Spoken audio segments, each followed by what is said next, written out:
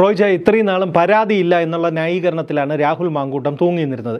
ഇനി ആ ന്യായീകരണം മാത്രം മതിയാവോ കോൺഗ്രസിനും രാഹുൽ മാങ്കൂട്ടത്തിലും പിടിച്ചിരിക്കാൻ? അല്ല, ഇതിനകത്ത് രണ്ട് പ്രശ്നമുണ്ട്. ഒന്ന്, രാഹുൽ മാങ്കൂട്ടത്തിൽ പരാതിയില്ലായിരുന്നു എന്നായിരുന്നു കോൺഗ്രസിലെ ഒരു സംഘം ആൾക്കാരും രാഹുൽ മാങ്കൂട്ടത്തിലും പറഞ്ഞിട്ടുണ്ട്. ആ സ്ഥിതി മാറി. ഇന്ന് അതിജീവിതയായ പെൺകുട്ടി വന്ന് മുഖ്യമന്ത്രിക്ക് പരാതി കൊടുക്കുകയും അതിൻ്റെ അടിസ്ഥാനത്തിൽ വളരെ ശരവേഗത്തിൽ കാര്യങ്ങൾ നീങ്ങിക്കൊണ്ടിരിക്കുകയാണ്. ഇതിനകത്ത് രണ്ട് കാര്യമുണ്ട്. ഒന്ന്, രാഹുൽ മാങ്കൂട്ടത്തിൽ എന്ന് പറയുന്ന യുവ നേതാവ് MLA കോൺഗ്രസിനെ ഏൽപ്പിച്ച വലിയൊരു ക്ഷതമുണ്ട്. അതിന് ഏത് തരത്തിൽ ഇപ്പം CPM പ്രതികാര ബുദ്ധിയോടുകൂടി ചെയ്തു എന്നൊക്കെ പറഞ്ഞാലും പാർട്ടിക്ക് ഏൽപ്പിച്ച വലിയൊരു നാണക്കേടും മാനക്കേടും എല്ലാം ഉണ്ട്. അത് ഒരു തെരഞ്ഞെടുപ്പ് പടിവാതിൽക്ക് വന്നിരിക്കുന്നു. ഈ തെരഞ്ഞെടുപ്പ് കഴിഞ്ഞാൽ 3 മാസം കഴിയുമ്പം നിയമസഭാ തെരഞ്ഞെടുപ്പൊക്കെ വരികയാണ്. സാങ്കേതികമായി ഈ പാർട്ടിക്ക് പല തരത്തിൽ പറഞ്ഞു നിൽക്കാം. കാരണം ഈ ആരോപണം വന്നപ്പോൾ തന്നെ ഞങ്ങൾ പരാതി പോലും കിട്ടുന്നതിന് മുമ്പ് തന്നെ പാർട്ടി പ്രാഥമിക അംഗത്തിൽ നിന്ന് സസ്പെൻഡ് ചെയ്ത് നിർത്തി, അനിശ്ചിതമായി സസ്പെൻഡ് ചെയ്ത് നിർത്തിയിരിക്കുകയാണെന്നൊക്കെ പറയാം. പക്ഷേ എന്നാലും കോൺഗ്രസിൻ്റെ ബാനറിലാണ് ഇയാൾ തിരഞ്ഞെടുക്കപ്പെടുകയും ഇപ്പോഴും കോൺഗ്രസിന്റെ മത്സരിക്കുന്നവർക്ക് വേണ്ടി പ്രചരണം നടത്തുകയൊക്കെ ചെയ്യുന്നു. അപ്പോൾ ഇതിനകത്ത് രണ്ട് തരത്തിലുണ്ട്. ഒന്ന്, ഇതൊരു മൂക്കാതെ പഴുത്ത ഒരു നേതാവിൻ്റെ തകർച്ചയാണ് ഒരു കാര്യം.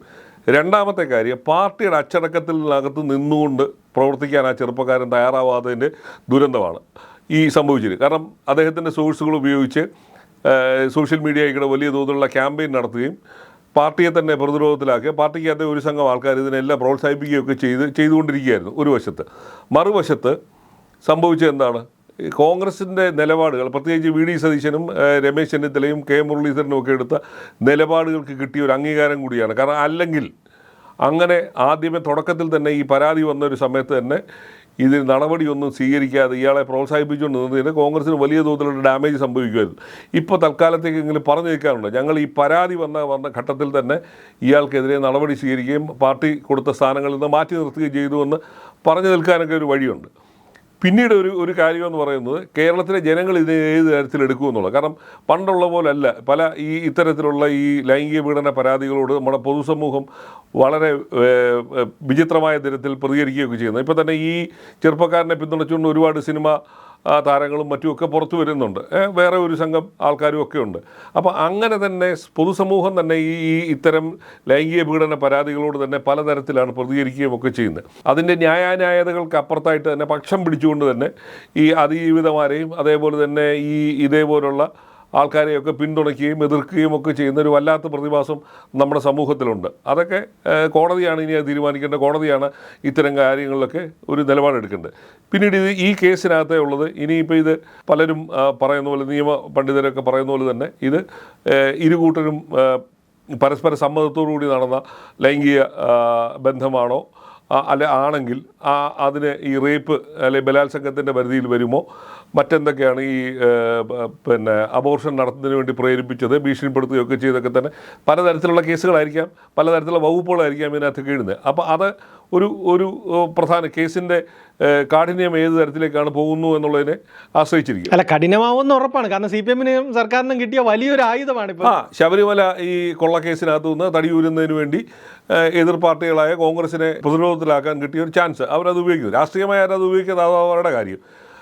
അപ്പം ഇത് മാത്രമല്ല, ഈ ചെറുപ്പക്കാരൻ കോൺഗ്രസിനുണ്ടാക്കി വെച്ചൊരു ഡാമേജ്, അതായത് 10 വർഷമായി അധികാരത്തിലിരിക്കുന്ന സർക്കാരിനെതിരെ വലിയ തോതിലുള്ള ബഹുജന പിന്തുണയോടുകൂടി ഒരു പ്രതിരോധങ്ങൾ തീർക്കുന്ന സമയത്താണ് ഇത്തരത്തിലുള്ള ആപത്തുകളിലും ഇത്തരത്തിലുള്ള വൃത്തികേടുകളിലൊക്കെ പോയി ചെന്ന് ചാടി പാർട്ടിക്ക് നാണക്കേടുണ്ടാക്കിയിരിക്കുന്നത്. ഇത് കോൺഗ്രസ് വളരെ പ്രതീക്ഷയോടുകൂടി വളർത്തിക്കൊണ്ടു വന്നൊരു നേതാവാണ്.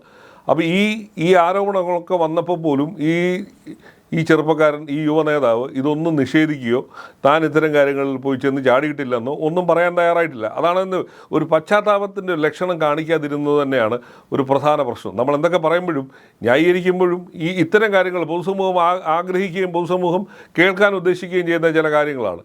എനിക്ക് ഇങ്ങനെ ഒരു പ്രായത്തിൻ്റെ പക്വതയില്ലായ്മ കൊണ്ട് സംഭവിച്ചു പോയി, തെറ്റിപ്പോയി, ഞാൻ പൊതുസമൂഹത്തോട് അല്ലെങ്കിൽ ഇരകളാക്കപ്പെട്ട പെൺകുട്ടികളോട് മാപ്പ് ചോദിക്കുന്നു എന്ന് പറയാനുള്ള ഒരു ധാർമ്മികമായ ഒരു ശക്തി പോലും കാണിച്ചില്ല എന്നുള്ളത് വലിയൊരു ആരോപണമുണ്ട്. അത് മാപ്പ് ചോദിച്ചില്ല എന്ന് മാത്രമല്ല, ആ സമയത്ത് അഹങ്കാരം എന്ന് പറയുന്നത്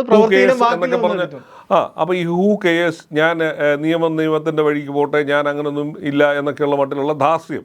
അപ്പോൾ ആ ധാർഷ്ട്യം തന്നെയാണ് നിയമസഭയിൽ വരാൻ പോലും പാർട്ടി സസ്പെൻഡ് ചെയ്ത് നിർത്തിയിരിക്കുമ്പോൾ പാർലമെന്റ് പാർട്ടിയിൽ നിന്ന് പുറത്താക്കി നിൽക്കുന്ന സമയത്ത് വന്ന് പാർട്ടിയെ വെല്ലുവിളിച്ചുകൊണ്ട് പ്രതിപക്ഷ നേതാവിനെ വെല്ലുവിളിച്ചുകൊണ്ട് വന്ന് നിയമസഭയ്ക്കകത്ത് കയറാൻ കാണിച്ച ആ ഒരു അഹങ്കാരം, ആ അഹങ്കാരത്തിനൊക്കെ കൊടുക്കേണ്ടി വരുന്നത് വലിയ വിലയാണ്. കോൺഗ്രസ് അന്നെങ്കിലും വി ഡി സതീശൻ അങ്ങനെ ഒരു കട്ടയ്ക്ക് നിലപാടെടുത്തത് കൊണ്ടാണ് തൽക്കാലമെങ്കിലും വലിയൊരു നാണക്കേടിനകത്തു നിന്ന് കോൺഗ്രസിന് മാറിയിരിക്കാൻ കഴിയും, ഇപ്പോഴെങ്കിലും തടിയൂരാനെങ്കിലും പറഞ്ഞു നിൽക്കാനെങ്കിലും പറ്റുന്ന ഒരു സ്ഥിതിയിലേക്ക് എത്തിയത്. അങ്ങനെ പോലും ചെയ്തില്ലായിരുന്നെങ്കിലോ ഒരു ധാർമ്മികമായ ഒരു ശക്തി ഇപ്പോൾ കോൺഗ്രസിനുണ്ട്. കാരണം ആരോപണം വന്ന സമയം, കേസ് വരുന്നതിന് മുമ്പ് ആരോപണം വന്ന ഘട്ടത്തിൽ തന്നെ കോൺഗ്രസിൻ്റെ പ്രാഥമിക അംഗത്തിൽ നിന്നും ഒഴിവാക്കി, പാർലമെൻ്ററി പാർട്ടിയിൽ നിന്ന് ഒഴിവാക്കി എന്ന് പറഞ്ഞു നിൽക്കാനെങ്കിലും പറ്റും. ഇനിയിപ്പോൾ എന്താണ്, സ്വാഭാവികമായ അറസ്റ്റോ അങ്ങനെയൊക്കെ വന്നു കഴിഞ്ഞാൽ കോൺഗ്രസിന് എന്നേക്കുമായിട്ട് പുറത്താക്കാൻ കഴിയും. അങ്ങനെയെങ്കിലും പറഞ്ഞു നിൽക്കാം. കാരണം മറുവശത്ത് ഈ ധാർമ്മികതയും പിന്നെ MLA സ്ഥാനം രാജിവെക്കണമെന്നൊക്കെ പറയുന്ന പാർട്ടിക്കാരുടെ ആൾക്കാർ, ഇപ്പോൾ മുകേഷ് ആയാലും മറ്റുള്ളവരൊക്കെ തന്നെ കുറ്റപത്രം കൊടുത്ത ഒരാളാണ്. സെക്ഷൽ ഹറാസ്മെൻറ്റ് കേസിൽ കുറ്റപത്രം കൊടുത്ത് നേരിടുന്ന ഒരാളാണ് മുകേഷിനെതിരെ പാർട്ടി ഒരു നടപടി എടുത്തില്ല.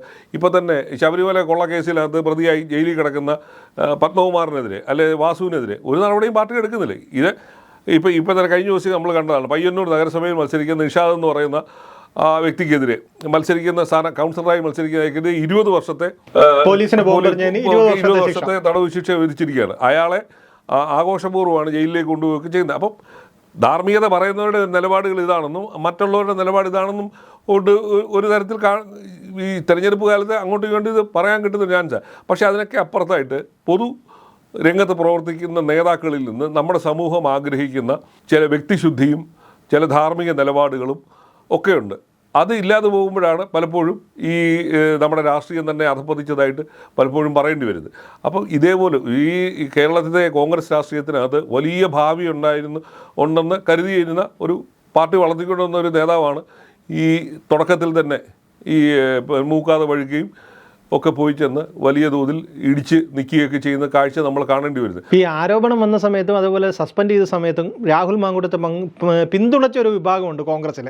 അവരിനി ഇതിനൊരു ന്യായീകരണം പറയണ്ടേ, അതോ പരാതി വരില്ല എന്ന് രാഹുൽ മാങ്കൂട്ടം അവരെയും തെറ്റിദ്ധരിപ്പിച്ചാവാൻ സാധ്യത? ഒരു പക്ഷേ അതൊക്കെ ഉണ്ട്. പക്ഷേ അവർക്ക് ഇതിനകത്തൊരു ധാർമ്മിക ഉത്തരവാദിത്തം അവർക്ക് പിന്മാറാൻ പറ്റത്തില്ല. കാരണം എന്താണെന്നറിയാം, ഈ ചെറുപ്പക്കാരൻ്റെ ഈ വഴിവിട്ട പോക്കിനെ അവർ നിയന്ത്രിക്കാൻ അവർ തയ്യാറായില്ല എന്നുള്ളത് വലിയൊരു സംഭവമുണ്ട്. നമ്മൾ കാര്യം പറയുമ്പോൾ എല്ലാം പറയണമല്ലോ.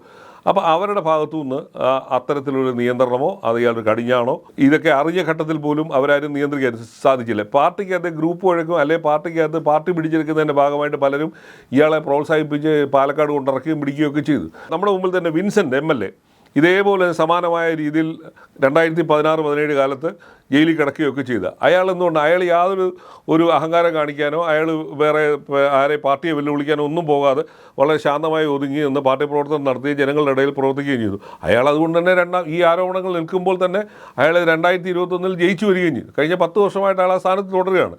അയാളെ ഇത്തരത്തിലുള്ള ഒരു തരത്തിലുള്ള വേട്ടയാടലോ ഒന്നും അയാളുടെ ഭാഗത്തുനിന്ന് ഉണ്ടായില്ല. അയാൾ ഇരയെ വെല്ലുവിളിക്കാനോ ഒന്നും പോയില്ല. അപ്പോൾ അതാണ് ഈ വ്യത്യാസം എന്ന് പറയുന്നത്. ഒരു പക്വതയാർന്ന ഒരു രാഷ്ട്രീയ നേതാവിന് സ്വീകരിക്കേണ്ട മാർഗ്ഗങ്ങളൊന്നും സ്വീകരിക്കാതെ ഇത്തരത്തിൽ ചില നിലപാടുകൾ സ്വീകരിച്ചാണ് ആൾക്കാരുടെ ഇടയിൽ സംശയം ഉണ്ടാക്കുകയും നിങ്ങൾ തന്നെ സ്വന്തം പാർട്ടിക്കാർക്ക് പോലും ഇതിനകത്ത് ഒരു നിലപാട് സ്വീകരിക്കാൻ കഴിയാത്ത സ്ഥിതിയിലേക്ക് ഇപ്പോൾ പാർട്ടിയെ കൊണ്ടെത്തിയത്. തെരഞ്ഞെടുപ്പിൻ്റെ മൂർധന്യത്തിലാണ് നിൽക്കുന്നത് ഇല്ലേ? ഇനിയിപ്പം ആ 10 ദിവസം കഴിയുമ്പോഴത്തേക്ക് കേരളത്തിലെ പഞ്ചായത്ത് തെരഞ്ഞെടുപ്പിന് 1ാം ഘട്ടമാവുകയാണ്. 14 ജില്ലകളിൽ തെരഞ്ഞെടുപ്പ് നടക്കുകയാണ്. അപ്പോൾ ഇവിടെയൊക്കെ ഇനി എന്ത് സമാധാനം പറയും? ഇത് ഏതായാലും CPM-ഉം BJP-യും ഇത് ആഘോഷിക്കുമ്പോൾ നിങ്ങൾ എന്ത് പറഞ്ഞാൽ പ്രതിരോധിക്കാൻ പറ്റുന്ന ഏക മാർഗ്ഗം എന്ന് പറയുന്നത് ഇതേ ഉള്ളൂ, ഇയാളെ ഞങ്ങൾ പാർട്ടിയിൽ നിന്ന് പുറത്താക്കി. ഇപ്പം ആ മട്ടിലാണ് AICC സെക്രട്ടറിയുടെയും KPC പ്രസിഡൻ്റെയും ഒക്കെ പ്രസ്താവനകൾ വന്ന്. പക്ഷേ അതിനൊക്കെ അപ്പുറത്തായിട്ട് കോൺഗ്രസ് എന്ന പാർട്ടിക്കകത്തു നിന്ന് പറഞ്ഞ ഒരു MLA എന്നുള്ള നിലയിൽ കോൺഗ്രസിന് ധാർമ്മികമായ ഉത്തരവാദിത്വമുണ്ട്. അതിനകത്ത് കൈകഴുകി മാറിയിരിക്കാനൊന്നും പറ്റില്ല.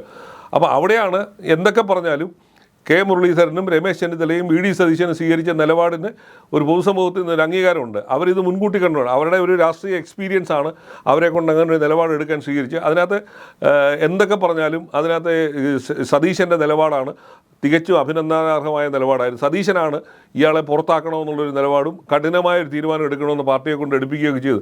അതുകൊണ്ടാണ് ഇപ്പോഴെങ്കിലും ഇങ്ങനെ പിടിച്ചു നിൽക്കാൻ പറ്റുന്നത്. അല്ലെങ്കിലോ നാണം കെട്ട് നാമാവശേഷമായി പോയേനുമായിരുന്നു. സതീശൻ്റെ നിലപാട്, കെ മുരളീധരൻ്റെ നിലപാട്, ചെന്നിത്തലയുടെ നിലപാട് ശരിയാണെന്ന് ഇപ്പോൾ സമ്മതിക്കേണ്ടി വരുന്ന സ്ഥിതിയിലാണ് കാര്യങ്ങൾ നിൽക്കുന്നത്. ഇല്ലെങ്കിലോ കേരളം മുഴുവൻ ഇന്ന് കോൺഗ്രസ് അവമാനിക്കപ്പെട്ട് നിന്നതിന് ഇപ്പോൾ പറഞ്ഞു നിൽക്കാനെങ്കിലും പറ്റും. ഈ നിയമ നടപടികളിലേക്ക് കടക്കുന്ന ഒരു ഘട്ടത്തിൽ പറഞ്ഞു നിൽക്കാൻ പറ്റും. ഇയാളുമായി ഞങ്ങൾക്ക് ഉത്തരവാദിത്വമില്ല, അയാൾ പാർട്ടിയിൽ നിന്ന് സസ്പെൻഡ് ചെയ്ത് പുറത്തായി നിൽക്കുന്ന ഒരാളാണ് എന്ന് പറഞ്ഞ് തൽക്കാലം തടിയൂരാനെങ്കിലും പറ്റുന്ന ഒരു സ്ഥിതിയുണ്ട്. അല്ലായിരുന്നെങ്കിലോ